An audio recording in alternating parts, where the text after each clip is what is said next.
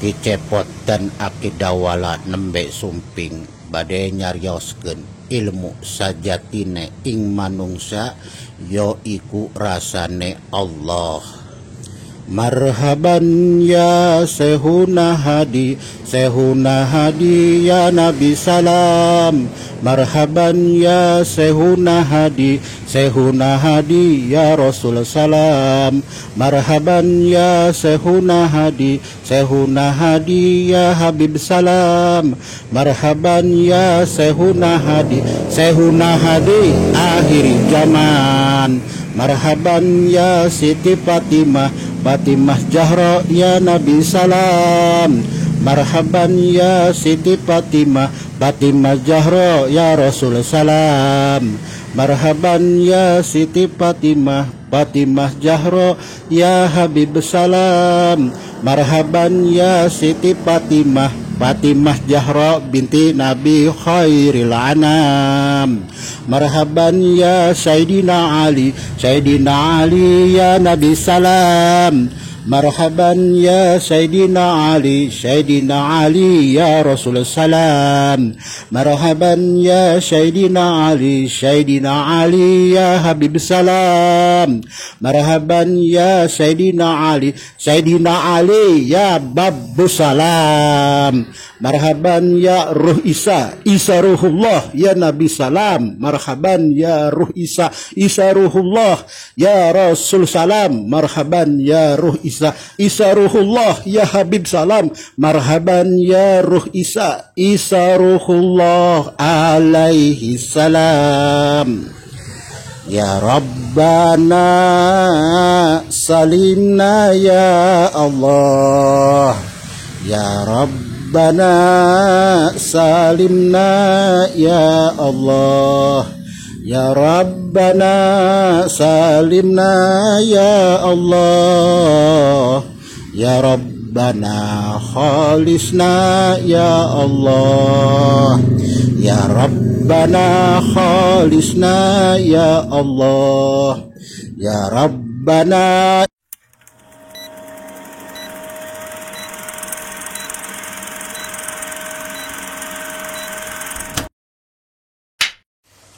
Assalamualaikum warahmatullahi wabarakatuh. Sampurasun, salam sejahtera buat seluruh rakyat Indonesia dimanapun berada. Semoga semuanya dalam keadaan sehat selalu dan selalu Allah limpahkan rezeki kepada kita semuanya. Amin ya Allah ya Rabbal Alamin. Alhamdulillah pada kesempatan ini kita bisa berjumpa kembali.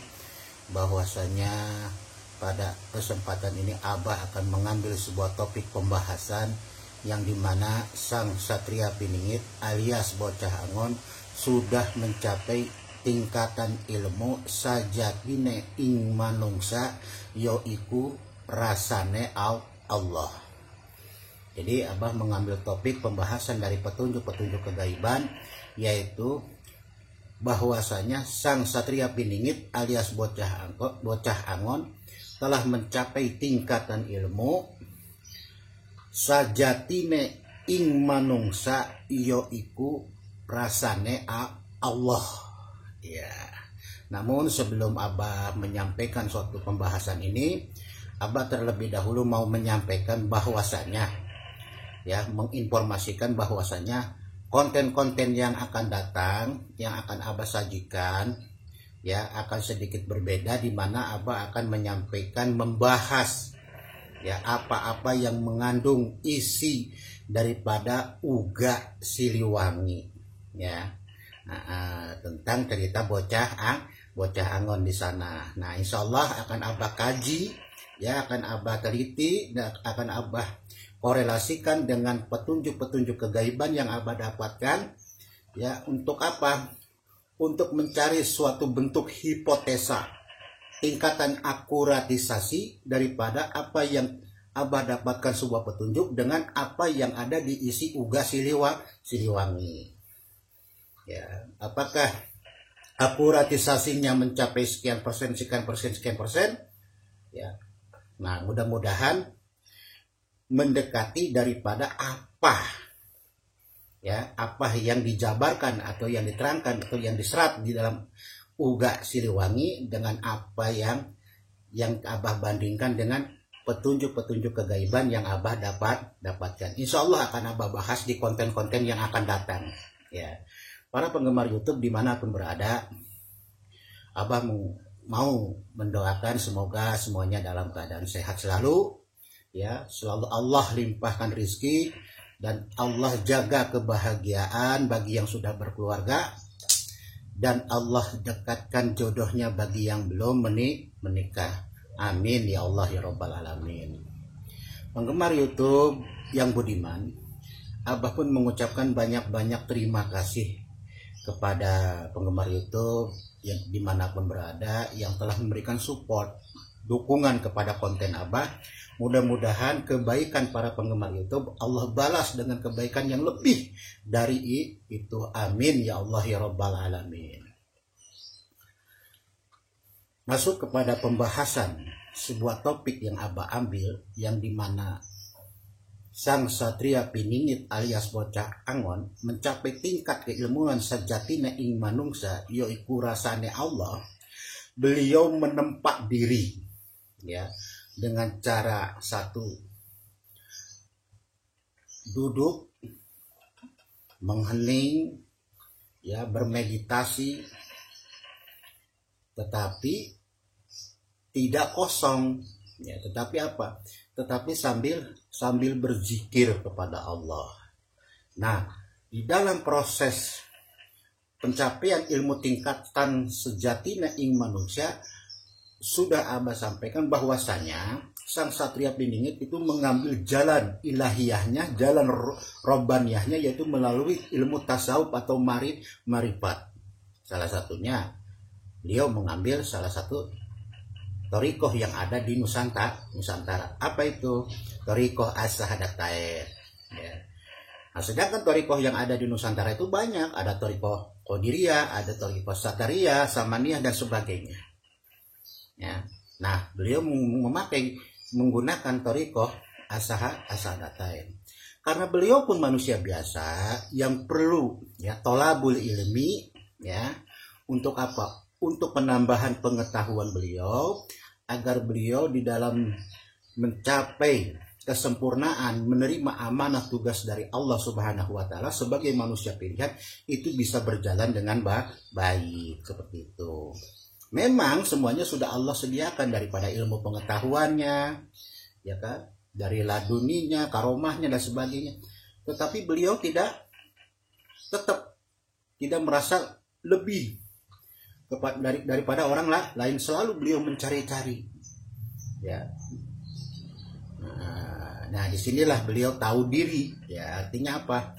Beliau selalu mengoreksi bahwasanya beliau pun butuh akan sesuatu pengetahuan, baik itu pengetahuan tentang dunia maupun agama.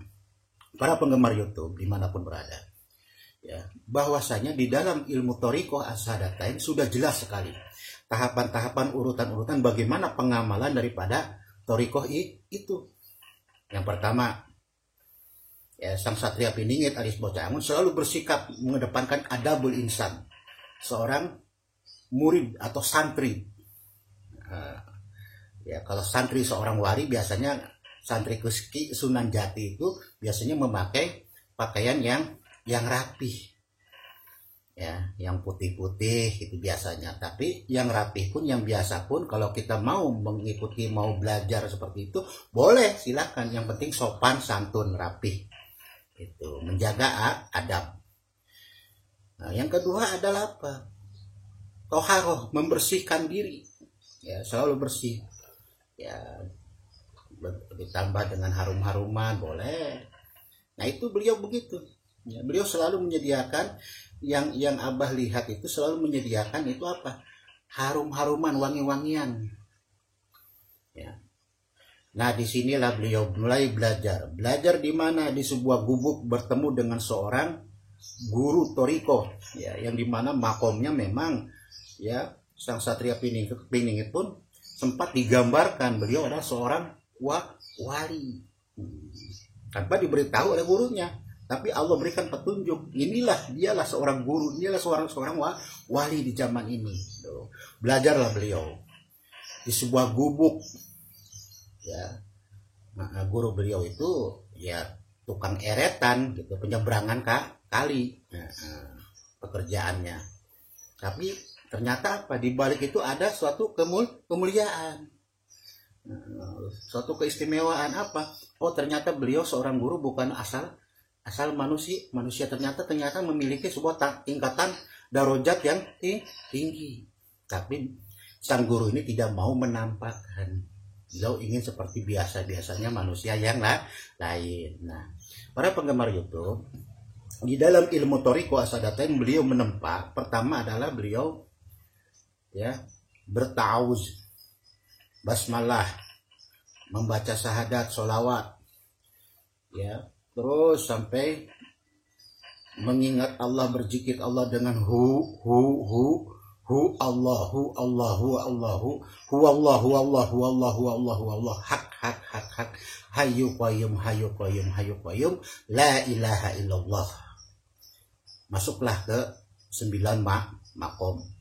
Makom pertama Allah, kedua hayyu qayyum, ketiga hamdun jalalun syahidun, keempat sidik amanah tablik latona, kelima sirullah nurullah judullah ruhullah ya Allah, keenam robun rojakun rosidun robiun rahman rahim, ketujuh ya nur ya mubin ya mustafa ya alim ya batin ya johir ya muhsin, kedelapan ya hadi ya alim ya hubir ya mubin ya wali ya hamid ya qaim ya hafid, kesembilan ya hayu ya aliyu ya maliyu ya wafiyu ya wakiyu ya qawiyu ya goniyu ya waliyu ya baki, ke-10, nah inilah zaman yang ditunggu, bab 10, miliknya siapa yang mencapai tingkatan ini maka dialah akan terpilih.